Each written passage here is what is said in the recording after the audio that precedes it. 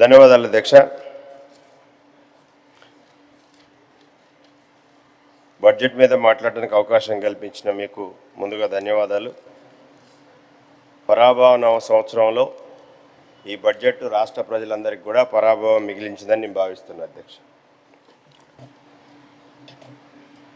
ప్రాధాన్యత ప్రజలకు ఏది ప్రాధాన్యతో ఆ ప్రాధాన్యత రంగాల్ని విస్మరించి తమకు ఏది ప్రయోజనం చేకూరుద్దో, తమకు వ్యక్తిగతంగా ఏ విధంగా లాభం చేకూరుద్దో, ఏ ప్రాజెక్టులలో లేదా ఎక్కడ ఏ యొక్క శాఖకు నిధులు కేటాయిస్తే వ్యక్తిగతంగా మేము లబ్ధి పొందుతామని ప్రభుత్వ పెద్దలు భావించారో ఆ శాఖలకు నిధులు మాత్రం ఎక్కువ కేటాయించారు. దళితులు, గిరిజనులు, బలహీన వర్గాలు మెజారిటీగా ఉన్నటువంటి శాఖలకు మాత్రం కోత పెట్టారు అధ్యక్ష. గిరిజన శాఖకి 70% నిధులు కోత పెట్టారు. బలహీన వర్గాల శాఖకి 70% నిధులు కోత పెట్టారు. దళితుల శాఖకి 50% నిధులు కోత పెట్టారు అధ్యక్ష. అట్లాగే అనేక రంగాలకి ఈరోజు ప్రభుత్వ ప్రాధాన్యత ఏందని అర్థమైంది అధ్యక్ష. మీరు ఒక ఎడ్యుకేషన్ రంగం తీసుకుంటే మొత్తం 26,674 కోట్లు కేటాయించారు అధ్యక్ష. ఇందులో ఎస్టాబ్లిష్మెంట్స్కే 19,721 కోట్లు వెళ్ళాయి అధ్యక్ష. అట్లాగే యంగ్ ఇండియా ఇంటిగ్రేటెడ్ స్కూల్స్కు 5,000 కోట్లు పెట్టారు అధ్యక్ష. ఓయూకు 1,000, వీరనారి చాకల ఐలమ్మ గారికి యూనివర్సిటీకి 400 కోట్లు. అంటే నికరంగా మిగిలింది విద్యా వ్యవస్థకు 553 కోట్లు మాత్రమే. విద్యా వ్యవస్థ పట్ల కాంగ్రెస్ ప్రభుత్వం ఇందిరమ్మ రాజ్యం యొక్క వైఖరి అనేది ఈ యొక్క బడ్జెట్ను బట్టి అర్థమవుతుంది అధ్యక్ష. ఇంటిగ్రేటెడ్ స్కూల్స్లో కూడా ఈరోజు చెప్తున్నాం అధ్యక్ష. ఎందుకంటే ఎక్కడైతే న్యూ ఎస్టాబ్లిష్మెంట్ కాబట్టి ఎక్సెస్ టెండరింగ్ చేసి దాంట్లో దోచుకోవచ్చు కాబట్టి అందుకోసం ఎందుకంటే దానికి ప్రాధాన్యత ఇచ్చారు అధ్యక్ష. దీంట్లో ఒకటే చాలా గొప్పగా చెప్పారు ముఖ్యమంత్రి గారు వచ్చి ప్రారంభోత్సవం చేసి మంత్రులు పెద్ద ఎత్తున ఉపన్యాసాలు ఇచ్చారు డాక్టర్ మన్మోహన్ సింగ్ గారి గురించి. డాక్టర్ మన్మోహన్ సింగ్ గారు కాంగ్రెస్ పార్టీలో లేకపోతే ఈ భారతదేశానికి ప్రధానమంత్రి కాదు, గొప్ప సైంటిస్ట్, గొప్ప ఆర్థికవేత్త. ఆయన గారి పేరు మీద మా జిల్లాలో ఒక యూనివర్సిటీ స్టార్ట్ చేశారు, doctor Manmohan Singh earth university. దానికి మరి ఏం అన్యాయం చేసుకున్నాం ఖమ్మం జిల్లా బిడ్డలు అనేది అర్థం కావట్లేదు అధ్యక్ష. మరి ముఖ్యమంత్రి గారు వచ్చి గొప్ప గొప్ప మాటలు చెప్పారు అధ్యక్ష.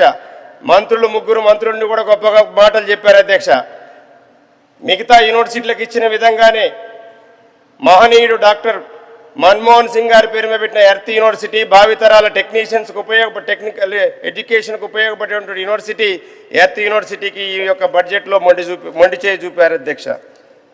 అట్లాగే వ్యవసాయ రంగం అధ్యక్ష, రైతు 23,179 కోట్లు కేటాయించారు అధ్యక్ష. కానీ రైతు బంధుకి ఎస్టాబ్లిష్మెంట్ పోగా మిగిలేది మాత్రం 3,000, 4,000 కోట్లే అధ్యక్ష. మహాలక్ష్మి పథకం కూడా మేము 9,222 కోట్లు ఖర్చు పెట్టామని చెప్తున్నారు అధ్యక్ష మహాలక్ష్మి కోసం. సంతోషం. కానీ గవర్నమెంట్ పే చేసింది ఆర్టీసీకి 4,000 కోట్ల రూపాయలు అధ్యక్ష. మళ్ళీ ఇదే బడ్జెట్లో కూడా 4,000 కోట్ల రూపాయలు పెట్టి 4,500 కోట్ల రూపాయలు పెట్టారు అధ్యక్ష. మరి మిగతాది ఆర్టీసీకి ఎక్కడి నుంచి వస్తుంది అనేది ఈ ప్రభుత్వాన్ని మీ ద్వారా అడుగుతున్నా అధ్యక్ష. అంటే ఆర్టీసీని దివాళా తీస్తారా అని అడుగుతున్నా అధ్యక్ష. ఆర్టీసీ కార్మికుల యొక్క భవిష్యత్తు ఏం కావాలని అడుగుతున్నా అధ్యక్ష. అట్లాగే ఫీజు రీఎంబర్స్మెంట్ కానీ ఎస్సీ, ఎస్టీ, బీసీ విద్యార్థులు చదువుకుని ఇప్పటికే ఇబ్బందులు పడుతూ ఉన్నారు అధ్యక్ష. వారితో పాటు విద్యా సంస్థలు కూడా ఇబ్బంది పడుతున్నాయి అధ్యక్ష. ఇందిరమ్మ రాజ్యం వచ్చిన దగ్గర నుంచి ఇప్పటివరకు చిల్లిగవ్వ కూడా విద్యార్థుల కోసం ఎస్సీ, ఎస్టీ, బీసీ విద్యార్థుల స్కాలర్షిప్ని రీఎంబర్స్మెంట్ రూపంలో విడుదల చేయలేదు అధ్యక్ష. కానీ విద్యా సంస్థలు ఇలా మూతపడేటువంటి పరిస్థితి ఉంది అధ్యక్ష.